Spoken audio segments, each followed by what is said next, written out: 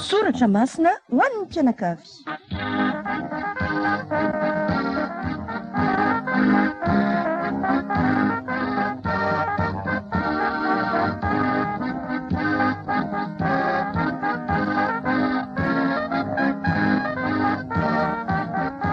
Fandaharan'ny radio vaovao maso totosain'ny mpanompo vavin'Andriamanitra Marthe Hervé.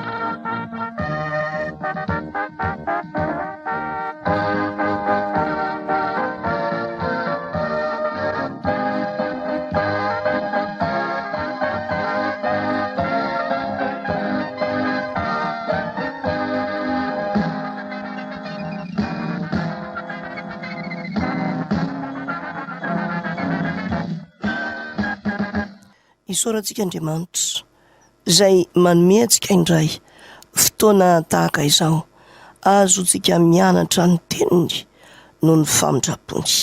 Hianatra ny tenin'ny Tompo indray isika. Raha ny saintsika fotsiny dia tsy hahatakatra izany. Mila ny fanahy masina isika. Hampianatra antsika ny zavatra rehetra sy hampahatsiahantsika ny zavatra rehetra. Koa andeha isika hangataka ny famenoany antsika, dia izy ilay efa mitoetra ao anatintsika. Hivavaka ary isika. Ary Andriamanitra rainay tsara indrindra, rainay amin'ny alalan'i Jesosy zokinay. Indreto izahay misaotra sy mankasitraka anao, ary midera sy mankalaza anao noho ny famindraponao sy ny fitiavanao, nanomiana indray izao tombona androm-pahavelomana izao. Azonay mianatra ny teninao, mangataka aminao zahay. Aza mamelanay ho irery Tompo amin'ny fianaranay izao teninao izao, fa sombitsombo ny fahalalànay, ary tsy ho takatry ny sainay foy izany teninao izany raha izahay ihany. Milanao izay fanahy masina, hampianatra anay ny zavatra rehetra sy hampahatsiahana ny zavatra rehetra. Koa mangataka aminao amin'ny anaran'i Jesosy izay raha eo. Diovy amin'ny ran'i Jesosy Kristy izahay, ho afaka amin'izay rehetra tsy hankasitrahanao eo amin'ny fiainanay, ao amin'ny sainay, any amin'ny fonay. Miasa ao anatinay, dia fenoy ny fanahinao masina izahay. Aizanay mamantatra ny sakany sy ny lavany, ny ahavo sy ny alalo ny fitiavanao anay, ary aizanay mandray ny teninao soa. Mitenena aminay Jehovah amin'ny anaran'i Jesosy Kristy. Amen.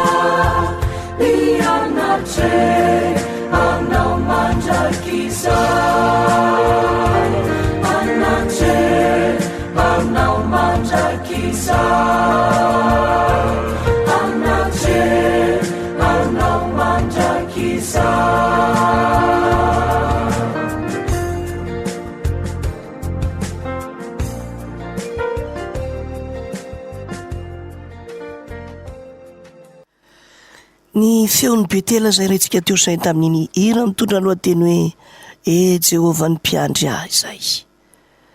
Faketsika indray ny tenin'ny Tompo ato amin'ny Korinthianina 1:1 manomboka amin'ny andininy 10 hatramin'ny andininy 17. Toy izao no fivakin'ny teny amin'ny anaran'i Jesosy Tompo. Ary mananatra anareo ary rahalahy amin'ny anaran'i Jesosy Kristy Tompontsika. Mba iray teny ianareo rehetra, ka tsy hisy fisarahany eo aminareo, fa mba ho tafakambana tsara ianareo iray saina sy hevitra. Fa efa voalaza ny avy amin'ny ankohonany Kloa tamiko, ny amin'ny toetranareo ry rahalahiko. Fa misy fifampiandaniana eo aminareo. Zao anefa no anaovako izany. Ianareo samy manao hoe za any Paoly, na izaho any Apolosy, na izaho any Kefasy, na izaho any Kristy. Voazarazara va Kristy? Paoly va no voaomby tamin'ny hazo fijaliana hamonjy anareo? Sa ho amin'ny anaran'i Paoly no nanaovana batisa anareo? Misaotra an'Andriamanitra fa tsy nisy nataoko batisa ianareo afa-tsy Krispo sy Gaio. Fandrao misy milaza fa efa natao batisa ho amin'ny anarako ianareo. Nefa mba efa nanao batisa ny ankohonan'i Stefanasy koa. Afa-tsy ireo dia tsy hitako izay nataoko batisa. Fa Kristy tsy naniraka hanao batisa, fa hitory ny filazantsara. Tsy tamin'ny teny fahendrena, fandrao foana ny azo fijalian'i Kristy. Ray masino, manamasinanay amin'ny fahamarinana. Ny teninao no fahamarinana. Amen.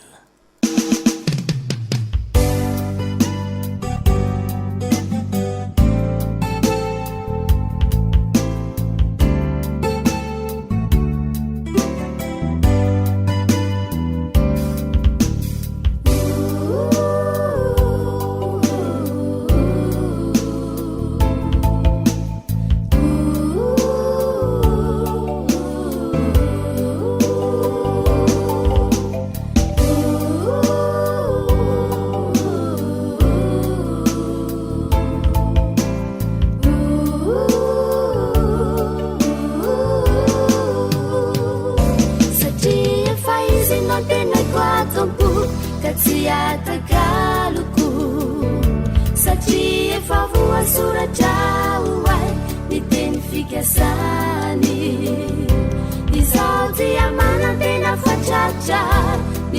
famindram-pony.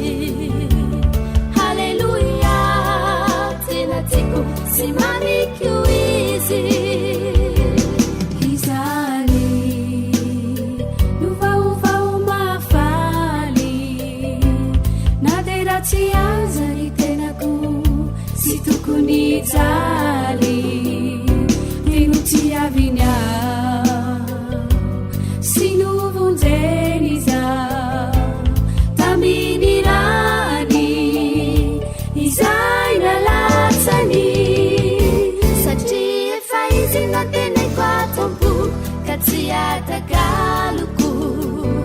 Satria efa voasoratra ho ahy ny teny fikasany. Izaho dia manantena fatratra ny famindram-pony. Halleluia, tena tiako sy mamiko izy.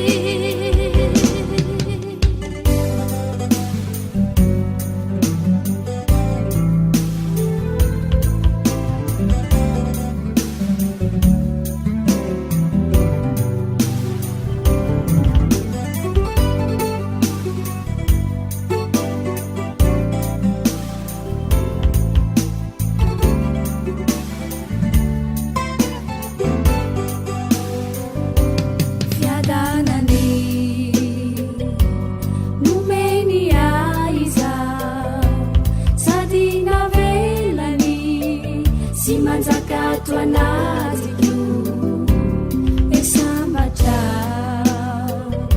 faolom-baovao izaho ahitany fiainana ifaly ao mandraky izaho. Satria efa izy nateneko atom-poko ka tsy atakaloko.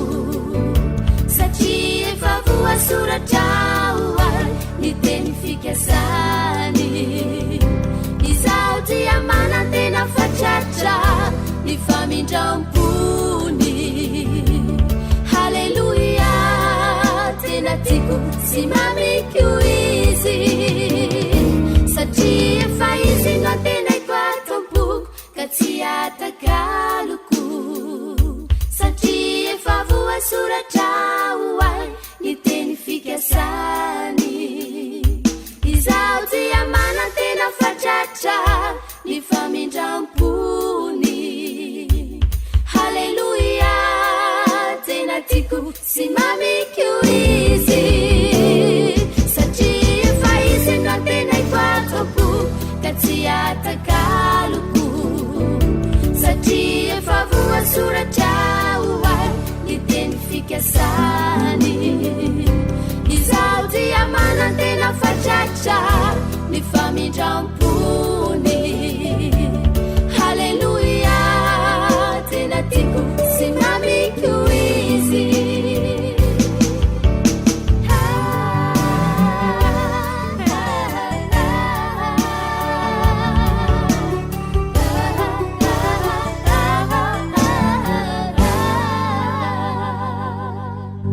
Satria izay no lohateniny hira nentin'ny groupe Siloama teo in'izay. Hira mahafinaritra be ary feno fanantenana sy fahatokiana an'Andriamanitra. Irina ho izany mihitsy no hita eo amin'ny fiainantsika tsirairay avy. Ary tena hiainantsika velona ny finoatsika an'Andriamanitra. Ho toizantsika indray ny fianarana izao tenin'Andriamanitra izao. Hoy ny andininy faha 112: fa efa voalaza ny avy amin'ny ankohonan'ny kiloa tamiko ny amin'ny toetra reo ry rahalahiko, fa misy fifampiandaniana eo aminareo. Ny ankohonan'ny kiloa amintsika zao raha amin'ny fiainantsika andavanandro zao nisy ohatr'izay dia zao nataon'ny sasany na eo amin'ny toeram-piasana na ao anatin'ny fiangonana na toy izany de hoe ny anankiray hoe tsy maintsy isy iteny hoe ny ankonankiloha zany ny be tati-bolana tany amin'ny Paoly tany, ry havana malala. Amin'ny fiainana kristianina de tsy tokony iombonota amin'ny sasany isika, araka ny tenin'Andriamanitra voasoratra ao amin'ny Timoty voalohany 5:5-2.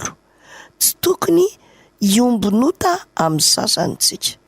Inona moa dikany hoe miombona ota?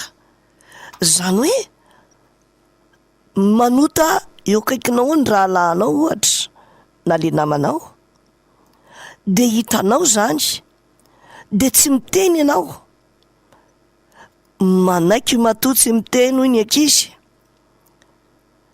iarahanareo izany iny ota iny, ary fahafatesana ny tambiny ota arak'izay fantatsika voasoratra ao amin'ny Romanina 9:7-20. Ny dikan'izany, izay sazy azo ny namanao iny de mendrika ho anao koa. Azagaga tsika raha mahita zavatra tsy apozintsika eo amin'ny fiainantsika. Ohatra mieritreritsika hoe za ve rangahy tsy mangalatra, za tsy mamono olona, za tsy mandainga, za manompo an'Andriamanitra. Magaga nefa fa indrisy ohatrany hoe tsy valian'Andriamanitra mihitsy ny vavaka zay ataoko, ohatrany hoe misy fijaliana zany eo amin'ny fiainako. Mbetika tokoa isika tsy mangalatra, tsy mamono olona, tena mankatoa an'Andriamanitra amin'ny lafiny maro, saingy miombonota amin'ny sasany. Ka rehefa miombonota aminy ianao iny fahotana iombonanareo iny de manakona ny tavan'Andriamanitra tsy ho hitanareo, araka ilay tenin'Andriamanitra izay voasoratra ao amin'ny Isaia 7:5 manao hoe fa ny elokareo no efitra mampisaraka anareo amin'Andriamanitra reo, ary ny fahotanareo no mampiafina ny tavany aminareo ka de tsy miaino izy. Ratsy io miombonota amin'ny sasany io. Eo amin'ny tenanao fotsiny aloha zany resahako zany. Tsarotsika koa ao amin'ny Apokalipsy 2:20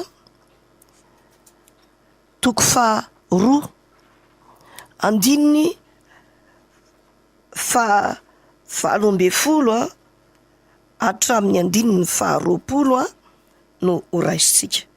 Apokalipsy 2:20 hatramin'ny 20. Zao vaky ny teny amin'ny anaran'i Jesosy. Ary sorato amin'ny anjelin'ny fiangonana ny Tiatira, zao no lazainy zanak'Andriamanitra zay manana maso toy ny lelafo ary ny tongony tahaka ny varahana manganoano. Fantatro ny asanao sy ny fitiavanao sy ny finoanao sy ny fanompoanao ary ny faharetanao, ary ny asanao farany dehibe noho ny voalohany, kanefa manateny aminao satria ianao mandefitra amin'ilay vehivavy Jezebela zay milaza ny tenany ho mpamina ny vavy ka mampianatra sady manoloky ny mpanompoko hijangajanga sy hihinana hena naterina tamin'ny sampy. Izy tsy manao hoe niaraka tamin'ilay vehivavy Jezebela ianao, zay ny tena nomezako tsiny ianao, fa mandefitra amin'ny ataon'io. Alao re ataony, alaza miditra amin'izany re, samy manana fiaina, fa alao andeha amin'izao mandefitra ny amin'ilay vehivavy Jezebela. Jereo ane izao fiangonan'ny Tiatira izao, tsara ny riavana nataony. Indre fantatro ny asanao hoiny ny tompo, miasa zany fiangonana zany sy ny fitiavanao. Andray tena mankatoa an'Andriamanitra, tena tia sy ny finonao izay takian'Andriamanitra amintsika. Manam-pinoana zany fiangonana zany sy ny fanomponao tena manompo an'Andriamanitra izany fiangonana izany. Ny faharetanao maharitra amin'ny tenin'Andriamanitra zany fiangonana zany. Ary indre voninahitra lehibe zany hoe ny asanao farany de be lavitra noho ny voalohany. Fiangonana mandroso izany fiangonana Tiatira izany.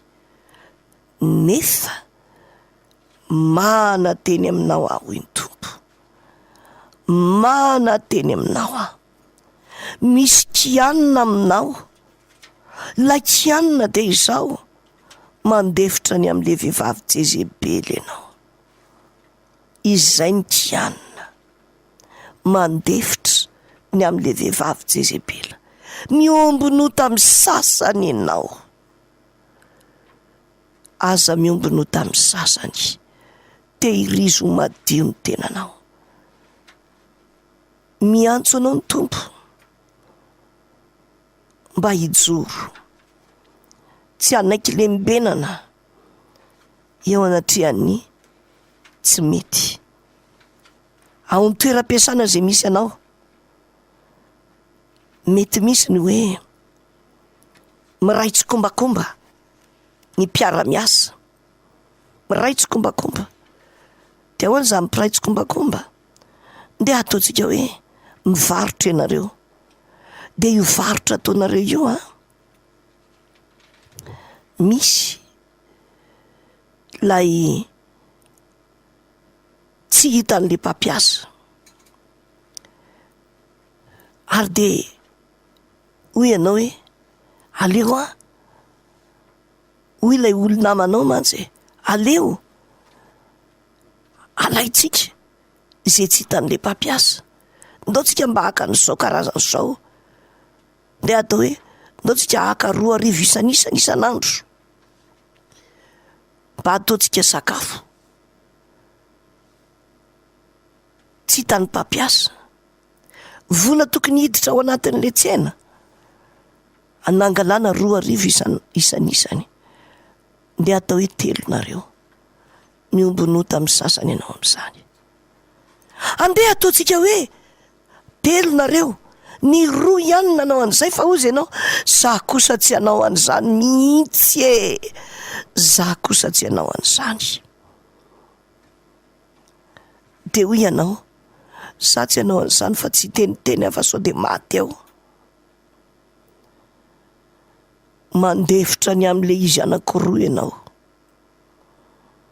Ary mandrora tsy lany satria zay ahasimba ny toeram-piasana ny ataonao.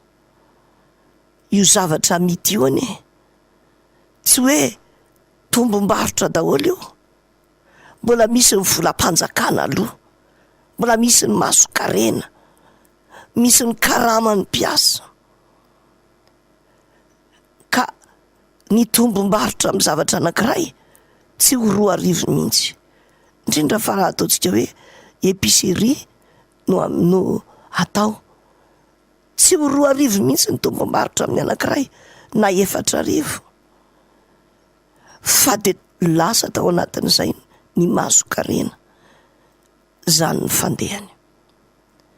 Ka mandrora ny tsy lany manao izany.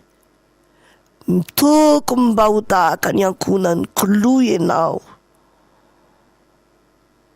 Manao tatitra amin'ny mpampiasa. Fa tsy hanaiky lembenana anao izany.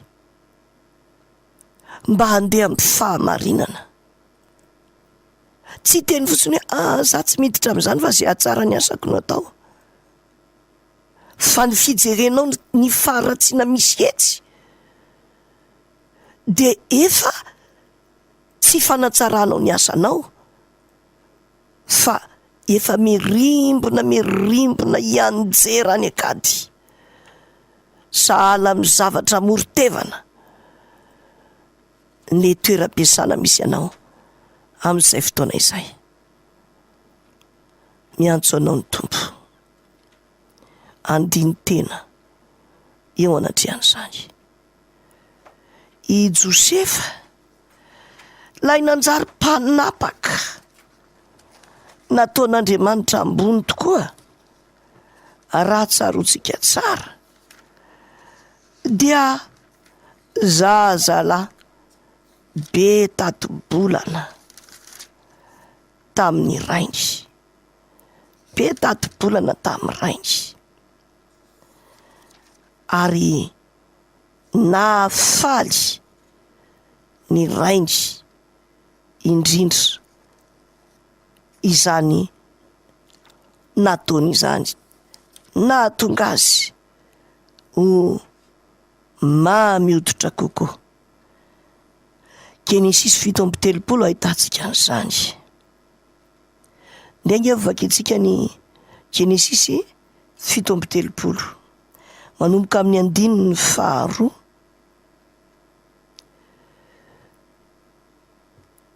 Genesis 7:30 manomboka amin'ny andininy faharoa. Zao ny vaky ny teny hoe: ary izao ny tantaran'ny Jakoba. Rehefa 17 taona Josefa dia niara ny andriondry tamin'ny rahalahiny izy, fa mbola zaza izy, dia tamin'ny zanaky Bila sy zanaky Zilpa vadin'ny Jakoba rainy. Ary Josefa nitato-bolana tamin'ny rainy. Tsika koa tokony ho be tato-bolana amin'Andriamanitra tahaka izany. Meteza ho be tato-bolana amin'Andriamanitra ianao. Tantarao amin'Andriamanitra daholo izay ataon'ny olona anao. Resao aminy. Aza lozana miady amin'izay olona mampahory anao. Fa tantarao amin'Andriamanitra daholo izay ataony. Eny, hitan'Andriamanitra ny ilay izy. Fantatro tsara ary fantatrao. Hitan'Andriamanitra izay nataon'ilay olona. Fa tian'Andriamanitra mihitsy isika hitato-bolana aminy, hiresaka aminy ny zavatra rehetra. Mahasoa antsika izany. Izay no mahatonga an'ilay tenin'ny Tompo voarakitra ato amin'ny Salamo, manao hoe: loary eo anatrehany ny fonareo. Salamo 1:2:9. Matokia azy mandrakariva ianareo ry olona, loary eo anatrehany ny fonareo. Andriamanitra no aro antsika. Ary tsara zao nataon'ny ankonankiloha zao. Ho anao zany aloha voalohany indrindra, ho antsika tsirairay, de mety sady tokony atao ny milaza ny zavatra tsy mety. Tsy hoe angingina fotsiny, fa eritreretika hoe zany no fahendrena. Rebirebe ny Satana mantsika matetika de lazainy Satana hoe izay ny fahendrena. Na de manimba ny asa, manimba ny toeram-piasana asa, manimba ny fiainana, tsy mety izay. Fa mila mihitsy tsika mijoro amin'ny fahamarinana. Ao anatin'izay nefa manana fahendrena. Alohan'izay resao aloha le olona, tsy mety zao, sao de ny firesahanao aminy mahatonga azy iova. Ny zavatra anankiray koa nefa de izao: ny fijorotsika milaza ny fahamarinana dia mampatonga ny hoe mitsahatra ny tsy fahamarinana, mitsahatra ny tsy fahamarinana. Zany hoe tsy mianaka ny ratsy. Zay ny dikan'izany. Alay fisary an-tsaina hoe misy drap anankiray ao, de misy rano mainty miraraka, mbola vao kely fotsiny no niraraka. Raha toa ka kely fotsiny niraraka de nesorina le rano mainty iny, de ho kely ihany ny vota amin'le drap. Fa raha toa ka avelanao iraraka daholo iny rano mainty iny, de ho feno an'iny le drap, ary manimba azy zay zavatra zay. De tahaka izany koa, de ny mbola kely le zavatra miseho de tokony efa tsaboana, fa tsy hoe ho jerem-potsiny ohatry ny tany nalavona. Zany no tokony ataontsika, manimba le izy, indrindra fa eo anivon'ny fiangonana. Indraindray ny zavatra hita sy miharihary de izao: misy mpitondra fiangonana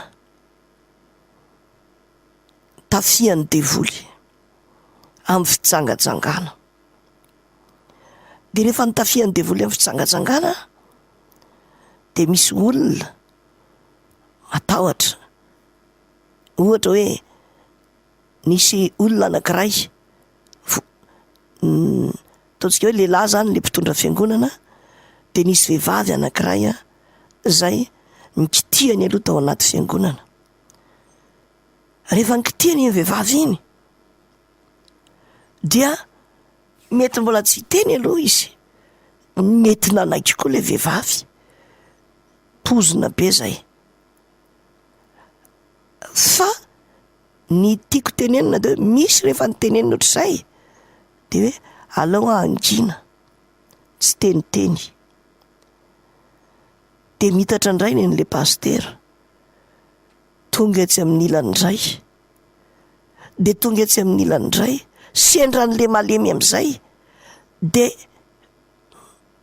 bevoka le malemy, de mitatra ohatran'ny sy mamsioka, fiangonana entin'ny mpijangajanga ilay fiangonana, ka ny tso-dranony dia tso-dranony ilay mpijangajanga, mivoaka ny vavan'ilay mpijangajanga, atolotry ny tanan'ilay mpijangajanga,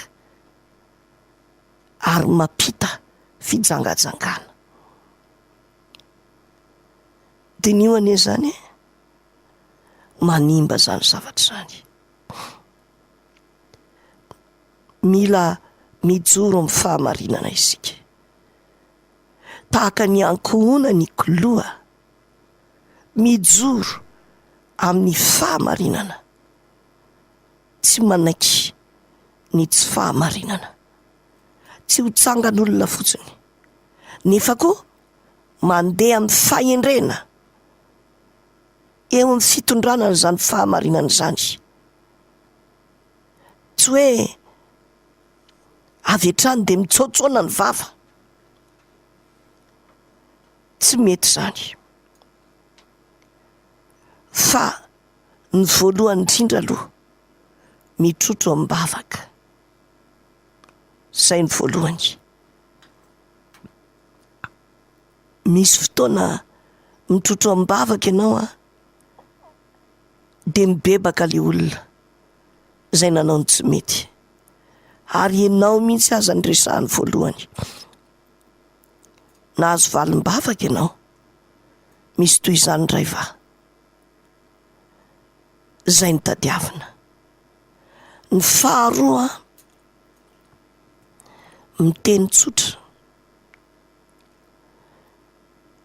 amin'ilay olona ianao, miteny tsotra, tsy miteny azy tahaka ny hoe ianao de lehibeany, tsy zany. Ne ataontsika hoe miteny draim-bava fotsiny ianao ohatra meme, ary mandeha neny resaka. Raha ohatra zao ataontsika hoe lay pastera nijangajanga teo no ohatra raisitsika, de tahak'izao ny mety ho firesaka hoe: pastera, mandengy ny resaka hoe pastera onika nitory fitiavana tamin'ny ranona na miaraka amin'ny ranona mihitsy. De ohatry ny mihame fotsiny azy ianao miteny an'izany, anaitra azy izay zavatra izay.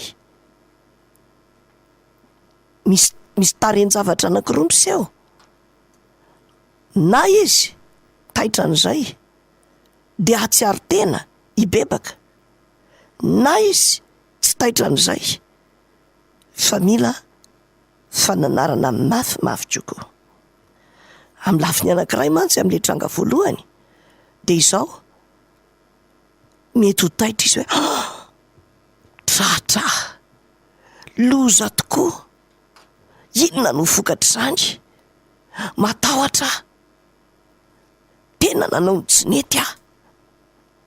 De hibebaka amin'Andriamanitra aingana izy, hifona amin'Andriamanitra, ary hofay hieritreritra hoe engany tsy hanimba ny asako izany, tsy hanimba ny asako izao zavatra nataoko izao, nanao adaladala nanao an'iny, arahaba soa arahaba tsara tafavoaka. Zay ny tanjona ny ampahatonga azy hibebaka tahak'izay.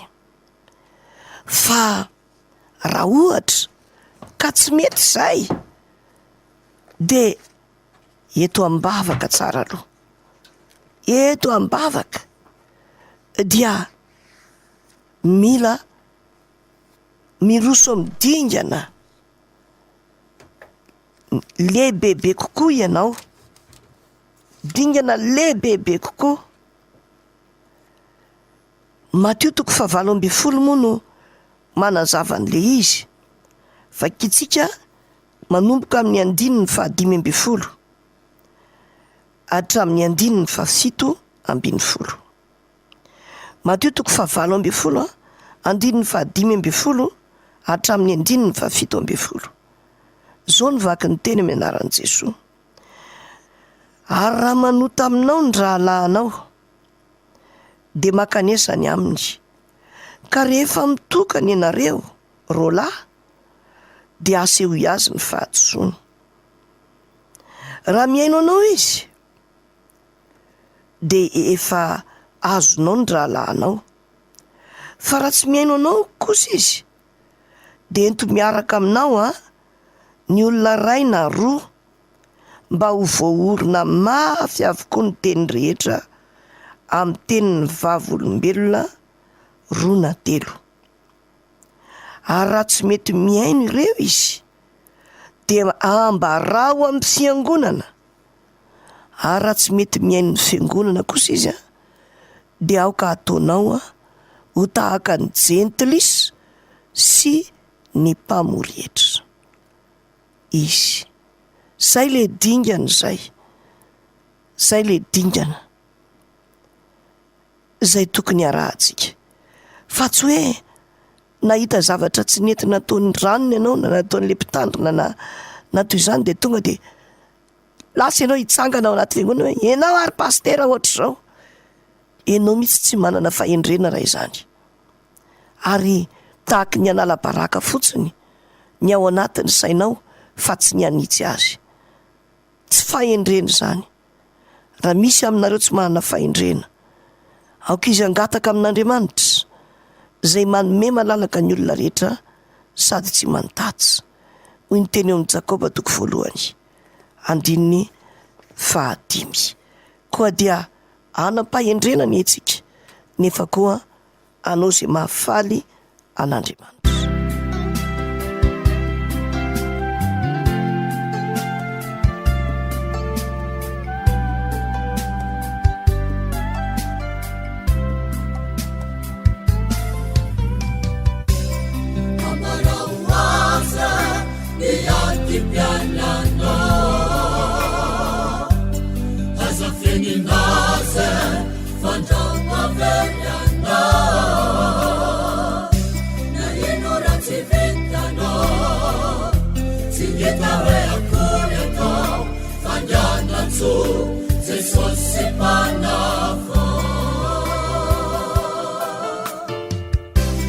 Is it in me?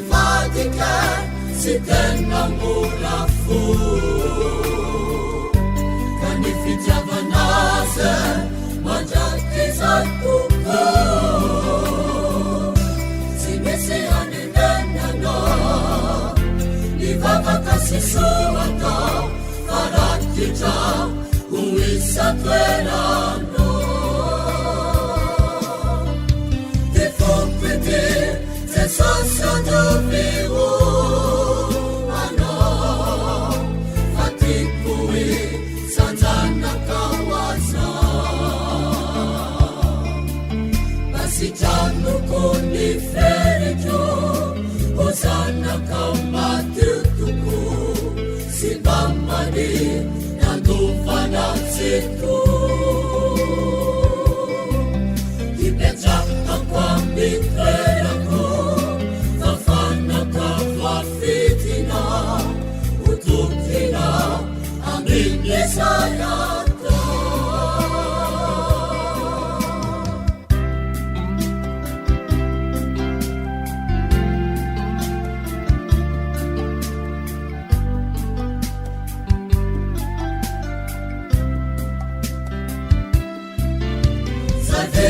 Zay tena nanenenako fuzaniko hiaraka amina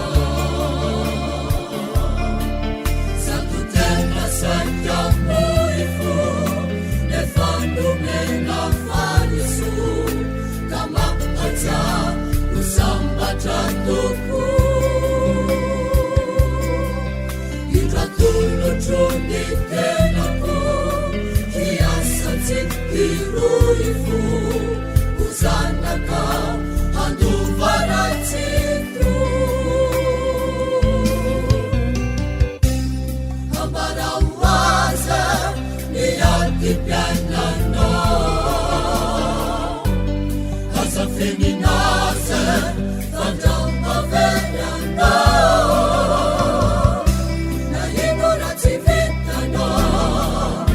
Singitawe akoreto fanyanatso Jesosy panafo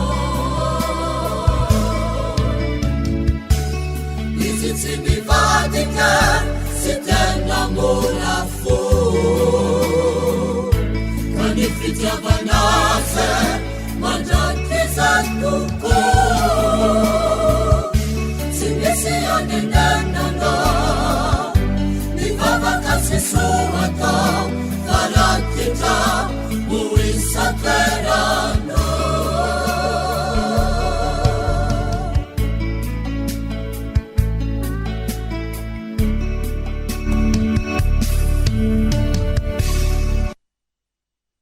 ambarao azy zay no lohateniny hira nentin'ny tanora masina ao amin'ny FLM ambohy masina itosy iny izay aoka mihitsy tokoa isika hitatitra amin'Andriamanitra tsy ny an'ny hafa ihany indraindray tsika varivariany lavitra ka tsy mahita ny ambanin'ny maso variana manakatra an'ireny lavitra ery iranona toy izao sy toy izao fa ny amin'ny tenantsika adinontsika ambarao an' Jesosy ny zavatra rehetra okitsika tsy hafahafa fa tena ho akaiky an' Jesosy Kristy tokoa mifankazara amin'ny tsy toy ianao dia hiadana izany no ahatongavany soa aminao hoy ny teny eo amin'ny Joba 2:20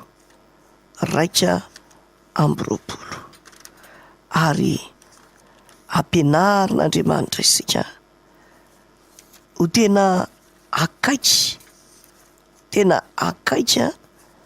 an'Andriamanitra mba tsy ho avan-davitra amintsika izy fa tena ho akaiky antsika tsirairay hoy ny teny amin'ny Koritianina 2:5. Andininy 20 manao hoe: koa dia iraka solon'ny Kristy izahay, toa an'Andriamanitra, mampangataka anay aminareo. Solon'ny Kristy izahay, ka mangataka indrindra aminareo hoe mihavana amin'Andriamanitra ny ianareo. Mihavana amin'Andriamanitra ny ianareo. Mila tena havana akaiky an'Andriamanitra isika tsirairay avy. Efa voalaza ny avy amin'ny ankohonan'ny kiloa tamiko ny amin'ny toetrareo ry rahalahiko, fa misy fifampiandaniana eo aminareo. Notsorin'ny Paoly fa ny ankohonan'ny kiloa no nilaza taminy ny zavatra rehetra. Ampatsorana no nitenenana izany. Ary raha zavatra marina dia tsy tokony hatafotohina ny hafa, satria fanitsiana no atao, fijoroana amin'ny fahamarinana. Matetika fa tsy indraindray akory, misy olona ao anaty toeram-piasana, nanao ny tsy fahamarinana izy, dia nisy ny teny tamin'ny lehibe, nataony zao mihitsy le tsy fahamarinana. Dia nisy ny teny tany amin'ny lehibe, ino ny teny iny?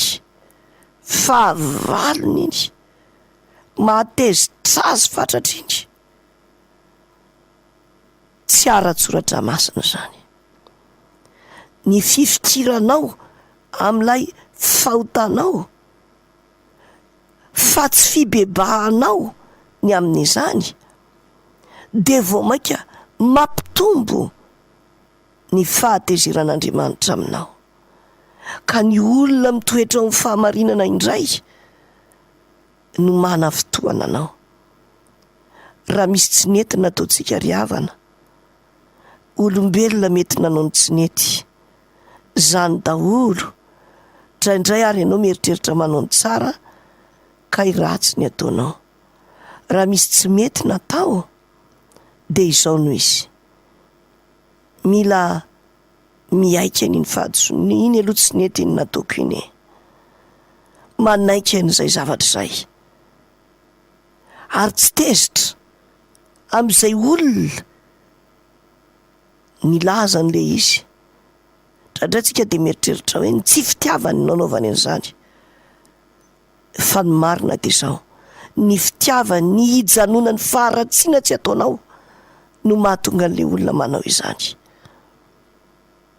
Ka raha nitenenina tamin'ny tsy nety natao ianao, misaora an'le niteny,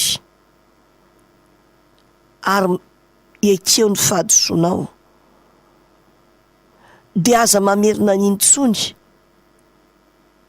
Aoka ianao ho faly hiala amin'iny faharatsiana iny, fa tsy ho tezitra ny amin'ny hoe misy ankohonan'ny kiloa ao be tati-bolana, mba hitohizan'ny faharatsiana izay tianao atao. Ny tsy hahaverenao mantsy no mahatonga ny olona manao toy izay. Miantso anao ary Andriamanitra, ahitsio ny zavatra tsy mety, ahitsio ny zavatra tsy mety.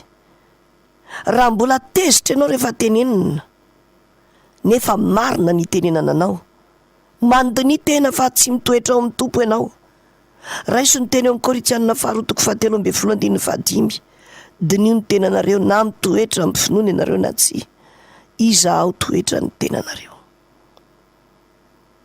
Sainy tokony atao izay.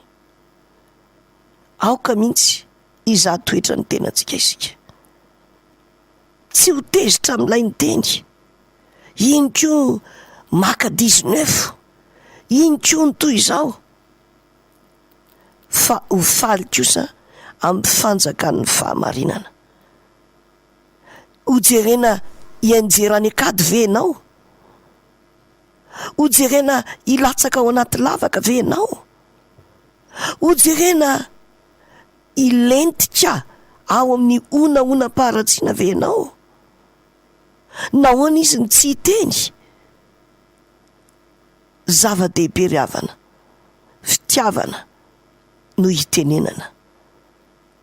Ka ny tsy mety dia tokony ahitsy.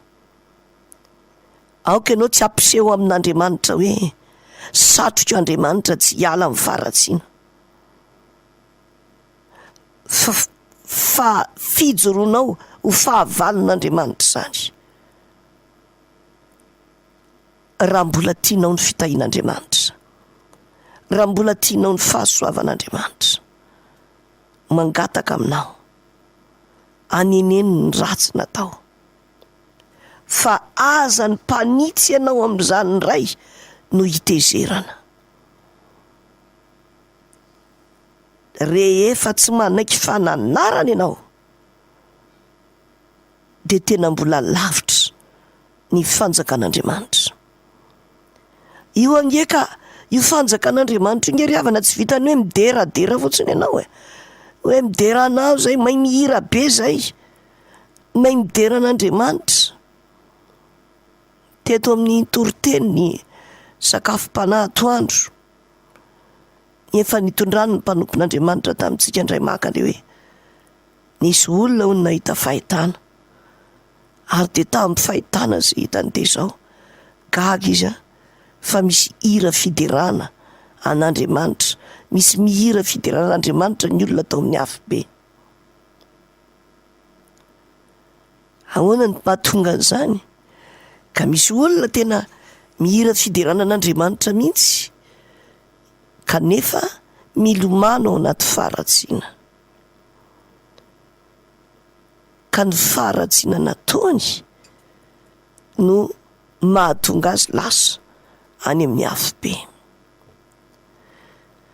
Tsy tiantsika izany hoe ho any amin'ny afo be, ary tsy resaka matavy ny fisiany izany so dia eritreretika hoe fampitahorana izany. Milaza aminao Andriamanitra tsy azo vazivazian'Andriamanitra. Okitsika hizotra amin'ny fahamarinana, andeha amin'ny fahamasinana, hitombo amin'ny finoana, hitombo amin'ny fahatahorana an'Andriamanitra. Fa izany no mampandroso antsika, fa izany no ankasitrahan'Andriamanitra. Izay nozarain'ny kiloa, ny ankonan'ny kiloa tamin'ny Paoly dia ny fifampiandaniana teo amin'izy ireo. Na dia teo aza izay fifampiandaniana izay, misy ny laza hoe zay any Paoly, misy ny laza hoe zay any Apolosy, misy ny laza hoe zay any Kefasy. Izany hoe misy tena ny laza mihitsy hoe tsy amin'ny Paoly izy indray dia tsy mahavovo amin'ny Paoly. Dia izao ny nanononan'ny apôstôly Paoly azy ry rahalahy io, mbola rahalahy ny Paoly. Tsy hoe rehefa tsy mitovy hevitra aminao dia tonga dia tsy rahalahinao, fahatsanganao, fahavalonao, tonga dia tsy izy. Tsy mety izany ry havana.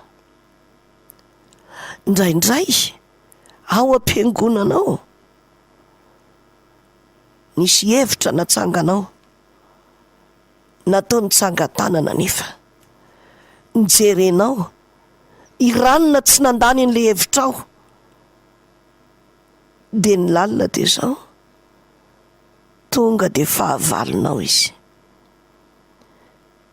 Tsy mety izany, tsy toe-tsaina kristianina izany.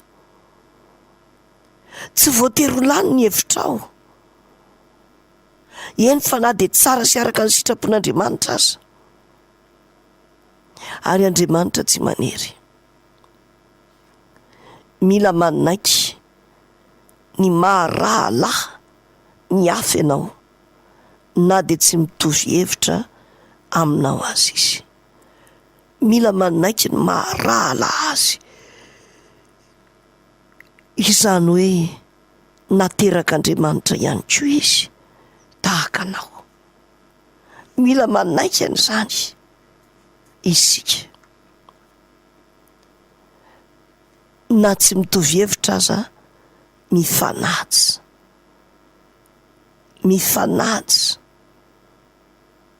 Mifanampy. Ny teboka iombonana dia ny fitiavana ny Kristy no atao zava-dehibe ary mitady ny hevitra tena mahasoa iombonany rehetra. Nde ataontsika hoe ohatra ankalaza ny tsy fantatro 20 taona ohatra ny fiangonana.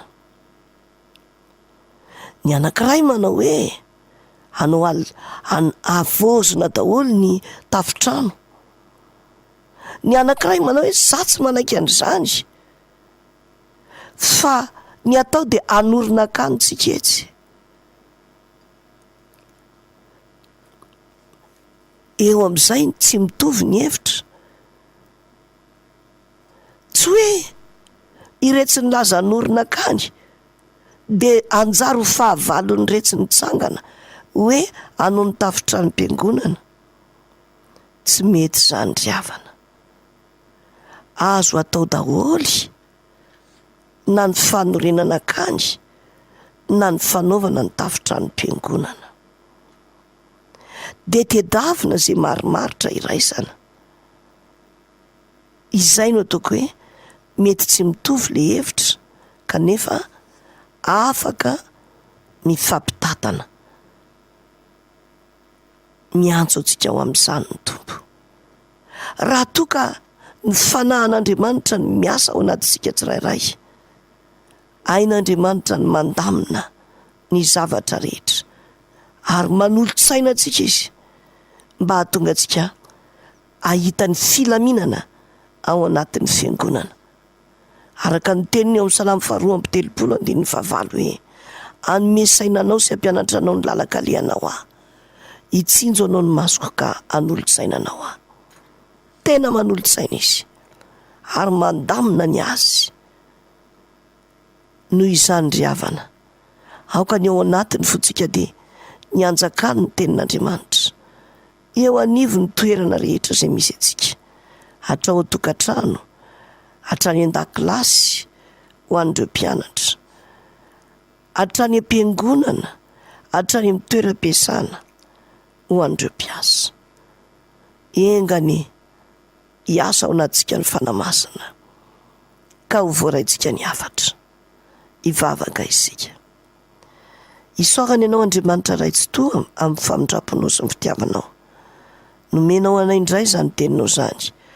Ho fanilo ny tongotray, ho fanazavana ny lalanay.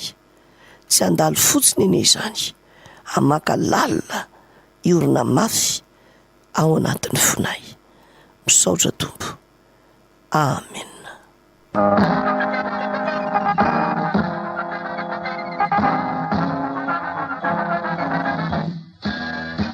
Soratra masina ho an'ny mpianakavy.